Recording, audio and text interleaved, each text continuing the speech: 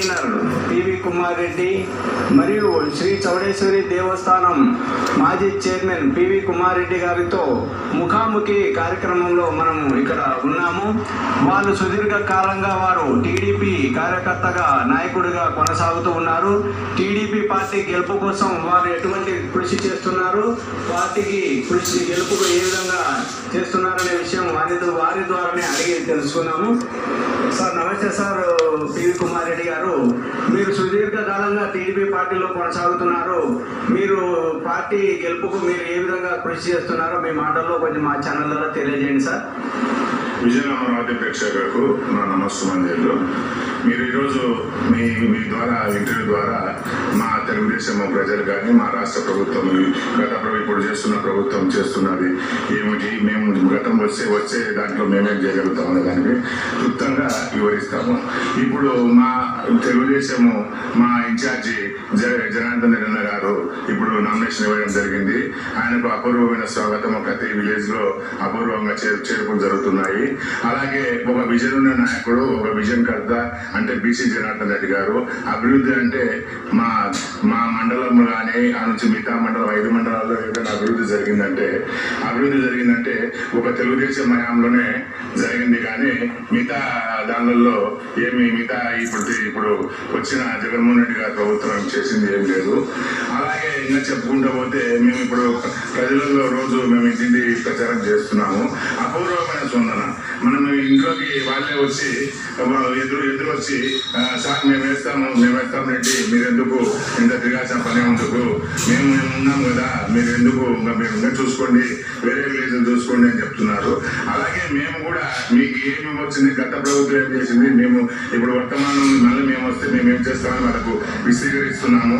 అలాగే ఇంకా మంచి పనులు మేము చేయగలిగాము. ఔటర్ రింగ్ రోడ్ అయితేనేమి, మన కోయిలగుండ బైపాస్ అయితేనేమి, ఇటువంటివన్నీ కూడా మేము హామీలు ఇవ్వడం జరిగింది.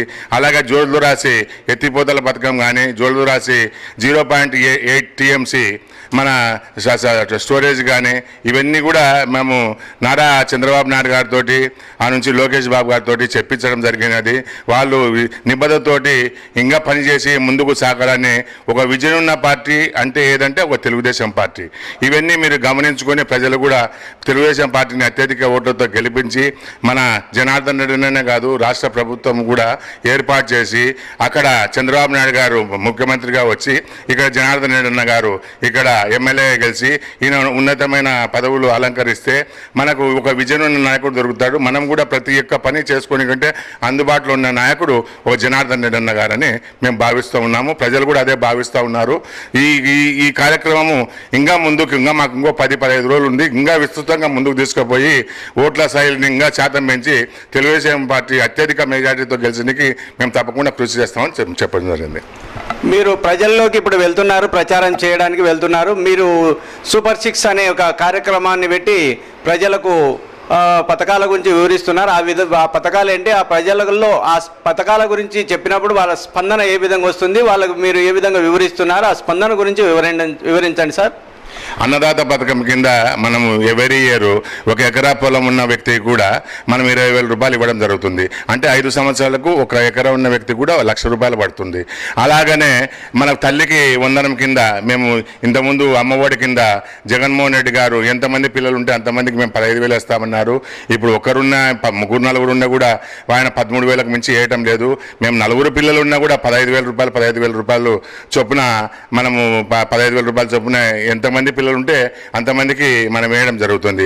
అలాగే మనము అది ఆడబిడ్డ నిధి కింద వచ్చేసి ప్రతి నెల 1,500 రూపాయల లెక్క ఇంట్లో ఎంతమంది 18 సంవత్సరాలు దాటి 59 సంవత్సరాల లోపు ఉన్న వ్యక్తులు ఎంతమంది ఉంటే అంతమందికి మనము 1,500 రూపాయలు అంటే సంవత్సరానికి ఒక్కొక్క వ్యక్తికి ఒక్కొక్క ఆడి మనిషి పెద్ద ఆమెకు మనము 1,500 రూపాయలు అంటే 18,000 ఇవ్వడం జరుగుతుంది.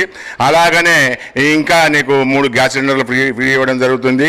ఆ బస్సు మహిళలకు బస్సు ఎక్కడెక్కు ఎక్కడ దిగు మన జిల్లా వ్యాప్తంగా మన బస్సు కూడా ఫ్రీ ఇవ్వడం జరుగుతున్నది. ఇంకా నీకు ఇంకా మంచి కార్యక్రమాలు కూడా తీసుకొస్తాము, మనం చేయగలుగుతాము. ఈ సూపర్ 6 కార్యక్రమాలు మీరు వివరిస్తూ ముందుకు వెళ్తున్నారు. అవి మీకు సక్సెస్ అయ్యి మంచి మెజారిటీతో మీరు గెలుస్తారని మీకు అనిపిస్తుందా సార్? ప్రజల్లో స్పందన ఏంటి సార్? మేము ఇదే కార్యక్రమం కూడా ప్రతి ఇంటి దగ్గర కూడా చెప్తున్నాము. ప్రతి ఓటు మహిళ దగ్గర చెప్తున్నాము. వాళ్ళు అదే అంటున్నారు, సార్ మాకు ఇంతకుముందు గత ప్రభుత్వం కూడా చెప్పింది, వాళ్ళు చేయలేదు, వాళ్ళు ఒక అవకాశం అని జగన్మోహన్ రెడ్డి గారు అందలం ఎక్కారు, విపరీతమైన చేశారు, ఇప్పుడు అంతా దోపిడీ జరుగుతూ ఉంది, ఏది కూడా మాకు ఆయిల్ పెరిగిపోయింది, కరెంటు ఛార్జీలు పెరిగాయి, బస్ ఛార్జీలు పెరిగాయి, ఇవన్నీ చూసి ఆయన ఇవ్వడమేమో తక్కువ ఇస్తున్నాడు, తీసుకోవడం మేము ఎక్కువ తీసుకుంటున్నాడు. మందుబాబులు అయితే చెప్పడమే అవసరం లేదు. వాడు 50 రూపాయలకు క్వార్టర్ తాగే వ్యక్తి ఈరోజు 200-250 రూపాయలు వెచ్చించి వాళ్ళ ఆరోగ్యం పాడు చేసుకుంటూ వాళ్ళు దుర్భిక్షంలో బతుకుతున్నారు. మేము ఒకటే చెప్తున్నాము, ఒక ప్రభుత్వము అంటే ఒకటిదే కాదు, తెలుగుదేశమే కాదు, ప్రతి ఒక్కటిది ప్రభుత్వం అంటే ప్రజాస్వామ్యబద్ధంగా ఎన్నుకోబడినది ప్రభుత్వం. ఇప్పుడు ఉండే ప్రభుత్వం నియంత్రణ పాలన జరుగుతుంది. ఈ నియంత్రణ అరికట్టాలంటే మనం ఒకటే చేయాలి, ప్రతి ఒక్కరూ కృషి చేయాలంటే మనం ఏంది ఓటు ద్వారానే వాళ్ళకి బుద్ధి చెప్పాలి. మనం ఓటు వేసి ఎదుటి వ్యక్తిని ఓటు వేయించి మనం గెలిపించవలసిందిగా, తెలుగుదేశం పార్టీని గెలిపించవలసిందిగా ప్రార్థిస్తున్నాను. సార్, మీరు వైసీపీ పార్టీ మీద కూటమిగా కలిసి జనసేన, బీజేపీ, మీ టీడీపీ కలిపి మీరు వెళ్తున్నారు, అందరు కలిసి ప్రచారం చేస్తున్న స్పందన ఏ విధంగా ఉంది సార్? ప్రతి ఒక్కరూ, మేము బీజేపీ వాళ్ళైతేనేమి, జనసేన సైనికులు అయితేనేమి, తెలుగుదేశం నాయకులైతేనేమి, తెలుగుదేశం కార్యకర్తలేమి సమిష్టిగా కృషి చేసుకుంటున్నాం. ఒక వ్యక్తికి తక్కువ కాదు, ఒక వ్యక్తి ఎక్కువ కాదు. మాకు జనసేన అయినా ఒకటే, తెలుగుదేశం పార్టీ అయినా ఒకటే, బీజేపీ అయినా ఒకటే. సమిష్టిగా మేము నాయకులతోటి అందరినీ కోఆర్డినేట్ చేసుకొని ఒక మంచి ప్రభుత్వాన్ని ముందు ఎన్డీఏ ప్రభుత్వాన్ని మనం ఇక్కడ మన రాష్ట్రంలో స్థాపించి నరేంద్ర మోడీ గారి సెంట్రల్ గవర్నమెంట్లో నరేంద్ర మోడీ గారు వచ్చిన తర్వాత మన రాష్ట్ర అభివృద్ధి కోసం అమరావతి మొత్తం డెవలప్ చేసి ఒక రాజధాని చేసి మనకు చెప్పారు చంద్రబాబు నాయుడు గారు కూడా. మన హైకోర్టు కూడా మనం ఒక బెంచి పెడతాము కర్నూలు అని చెప్పి హైకోర్టు కూడా చెప్పారు. అదే మాట మీద మేము కట్టుబడతాము. అదే చూడండి, ఒక జగన్మోహన్ రెడ్డి గారు 3 రాజధానులు అని చెప్పారు. హైకోర్టు చేయడానికి నిమిషం పట్టదు ఆయనకు. మన కర్నూలు ప్రజలు మీరు కూడా రాయలసీమ వాసులుగా గుర్తించాల్సింది ఒకటి ఉంది. రాయలసీమ ద్రోహి అంటే ఎవరు? జగన్మోహన్ రెడ్డి. రాయలసీమ సేవకుడు ఎవరు అంటే చంద్రబాబు నాయుడు. మీరు ఒకసారి ఆలోచించండి, మన పోతిరెడ్డిపాటి ఎత్తిపోతల పథకం అయితేనేమి, ఎన్ని సంక్షేమ కార్యక్రమాలు, వాటర్ సెట్లు అయితేమి, రైతులకైతే నేను ఒక రైతును నాకు తెలుసు రైతు కష్టం ఏంటి అనేది. ఒక రైతుగా నేను చెప్తా ఉన్నాను, మనకి ఏదైనా సబ్సిడీలు చెందాయంటే ఒక చంద్రబాబు నాయుడు గవర్నమెంట్లో వచ్చాయి, కానీ జగన్మోహన్ రెడ్డి గవర్నమెంట్లో ఏ ఒక్కటి కూడా రాలేదు. సంక్షేమం అంటారు. సంక్షేమమే మనకు సర్వస్వం అంటే అంతకన్నా రెట్టింపు సంక్షేమము మేము తెలుగుదేశం పార్టీ ఎన్నిక మేము సిద్ధంగా ఉన్నాము. అంతకన్నా అభివృద్ధి చేయడానికి కూడా మేము ఇంకా సిద్ధంగా ఉన్నాము. భవిష్యత్తులో ఇంకా అభివృద్ధి చేయగలుగుతాము. ఇంకా ఎంతో విధంగా మనము ఆదర్శవంతంగా మన రాష్ట్రాన్ని తీర్చిదిద్దడానికి మేము కృషి చేస్తాము అని నేను విన్నవించుకుంటున్నాను. రాష్ట్ర అభివృద్ధికి టీడీపీ రావాలని, టీడీపీ వస్తేనే అభివృద్ధి జరుగుతుందని తెలియజేస్తున్నారు. యువతకు మీ దగ్గర ఎటువంటివి ఉన్నాయి? జాబ్ క్యాలెండర్ లేదని బాధపడుతున్నారు. ఈ గవర్నమెంట్లో మీ గవర్నమెంట్ వస్తే యువతకు ఏ విధమైన ఉద్యోగాల కల్పన కానీ, డెవలప్మెంట్ కానీ ఏమైనా ప్రణాళిక ఏమైనా ఉందా సార్ మీ ప్రభుత్వం దగ్గర చెప్పగలరా? మేము ఇప్పుడు కూడా చెప్తున్నాము. మేము చంద్రబాబు నాయుడు గారు చెప్పారు, మా లోకేష్ బాబు గారు కూడా చెప్పారు, యోగాలం దాంట్లో కూడా చెప్పారు. డిఎస్సి మనం వచ్చిన తర్వాత అప్పుడు జగన్మోహన్ రెడ్డి గారు గతంలో డిఎస్సి ఇస్తాను, నేను వెంబడే వస్తాను ఫస్ట్ సంతకం చేస్తాను అని చెప్పాడు. అది మోసపూరితమైన వాగ్దానం అయిపోయింది. జగన్మోహన్ రెడ్డి ఎత్తిపోయింది అది. ఇప్పుడు చెప్పారు, చంద్రబాబు నాయుడు గారు చెప్పారు, లోకేష్ బాబు గారు చెప్పారు, ప్రతి ఒక్కరు వీళ్ళిద్దరూ సమిష్టిగా కూడా చెప్తున్నారు. డిఎస్సి రాగానే మొదటి సంతకం డిఎస్సి మీద సంతకం పెడతాను, 30,000 పోస్టులు మీకు విడుదల చేశాను. యోగాలం కింద యోగాలం కింద అంత యువకులు పాల్గొన్నప్పుడు కూడా ఇదే మాట వాగ్దానం చేయడం జరిగింది. ఇదే ప్రాతిపదికగా మేము తెలుగుదేశం పార్టీ స్టాండ్ తీసుకొని ముందుకు పోవడం జరుగుతుంది. సార్, బనాంపల్లె నియోజకవర్గంలో ఇప్పుడు నాయకులంతా చేరికలు ఎక్కువ జరుగుతున్నాయి. రోజుకు బీసీ జనార్దన్ రెడ్డి పార్టీలో, తెలుగుదేశం పార్టీలో చేరికలు ఎక్కువ జరుగుతున్నాయి. బీసీ జనార్దన్ రెడ్డి నాయకత్వం నచ్చి వస్తున్నారా? అవతల పార్టీల వలన ఎటువంటి ఆకర్షణతో మీరు వస్తున్నారు? వాళ్ళకు ఎటువంటి సముచిత స్థానాలు కల్పించామని తెలియజేస్తున్నారు సార్ వాళ్ళకు? మేము ఇదే చెప్తున్నాము. బీసీ జనార్దన్ రెడ్డి గారు అయితేనేమి, వారి ధర్మపత్ని ఇందిరమ్మ గారు అయితేనేమి ఎంతో ఆదర్శవంతమైన దంపతులు వాళ్ళు. అటువంటి వ్యక్తుల దగ్గర మనం పనిచేయాలనే కూడా మాకు కూడా చాలా అదృష్టం ఉండాలి. నేను కూడా చెప్తా ఉంటాను ఎప్పుడు కూడా. అటువంటి వ్యక్తి, ఒక నీతి నిజాయితీ నిబద్ధత కలిగిన వ్యక్తులు ఎవరంటే వాళ్ళిద్దరు దంపతులు. అటువంటి వ్యక్తుల దగ్గర ఏది కూడా నిస్వార్థ సేవ. వాళ్ళకేం డబ్బులు కావాలన్నా డబ్బులు అవసరం లేదు, వాళ్ళకి ఏదైనా ఇవి కావాలన్నా అవసరం లేదు. వాళ్ళ ప్రజాసేవ కోసమే అంకితమైన వ్యక్తులు వాళ్ళు. కరోనా వచ్చినప్పుడు కూడా 40 లక్షలు 50 లక్షల రూపాయల సొంత నిధులతోటి మన బనానపల్లె టౌన్ అల్లా బనానపల్లె డిస్ట్రిబ్యూషన్ చేశారు. అటువంటి ఉన్నతమైన వ్యక్తులను మనం ప్రతిపాదించగానే ప్రతి ఒక్క ఒక్కరికి ఒక ఆవేశపూరితంగా కానీ డెవలప్మెంట్ జరిగిన వ్యక్తి ప్రతి విలేజ్లలో కానీ ప్రతి వ్యక్తి కూడా ముందుకు స్వచ్ఛందంగా ముందుకు వచ్చి అన్న మేము ఉండాము, అమ్మ మేము ఉన్నాము, మీరేమో ఆధారపడద్దు, మేము మీకే ఓటేస్తామని స్వచ్ఛందంగా వైఎస్ఆర్ పార్టీ వాళ్ళు కూడా ఈరోజు తెలుగుదేశంలో అనర్గళంగా చేరుతున్నారు. చేరికలు ఇప్పుడు కూడా చూస్తున్నారు. మీరు విజయన్ అమరావతి కూడా మీడియా తరఫున కూడా నేను చెప్తున్నది ఒకటే, మీరు అనర్గళంగా చేరికలు ప్రతిరోజు ఈరోజు చేరికలు ఉన్నాయి, ఈరోజు చేరికలు లేదనేది కూడా లేకుండా ప్రతిరోజు ఎవ్రీడే చేరికలు ఉన్నాయి. మేము మళ్ళా తెలుగుదేశం వాళ్ళని చేర్పించుకునేది లేదు. ఎవరైతే వైఎస్ఆర్ వాళ్ళు ఆ పార్టీలో ఉన్న వాళ్ళు మా పార్టీలోకి వస్తేనే చేర్పించుకుంటున్నాము. మేము అది ఆచి తూచి అడుగు వేసి మన పల్లెల్లో చేసి అందరూ చూసుకొని బాగా డెవలప్మెంట్ చేయాలనే వ్యక్తులనే మేము ఆదరిస్తున్నాము, చేర్పించుకుంటున్నాము, మేము మంచిగా ప్రోత్సహిస్తున్నాము. మీరు బనియానపల్లె మండల టీడీపీ పార్టీ కోఆర్డినేటర్గా పనిచేస్తున్నారు సార్.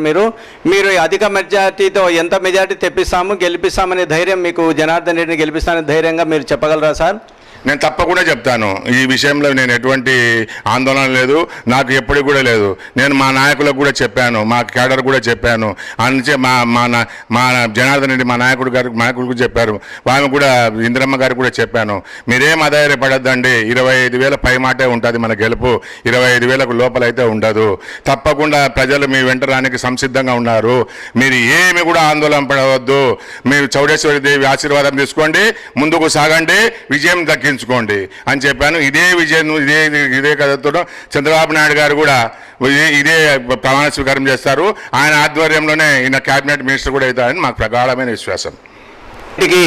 సముచితంగా ఓట్లు వేసి జనాలు గెలిపించి మీ నాయకుడిని మంత్రిని చేసుకోవాలని అనుకుంటున్నారు సార్. మీరు ఖచ్చితంగా అధిక మెజారిటీతో గెలుస్తారని మీరు చెప్పగలుగుతున్నారు సార్? తప్పకుండా అధిక మెజార్టీతో గెలుస్తాము. మళ్ళీ మీ విజయన్ అమరావతితో మేము ఇంటర్వ్యూ ఇస్తాము.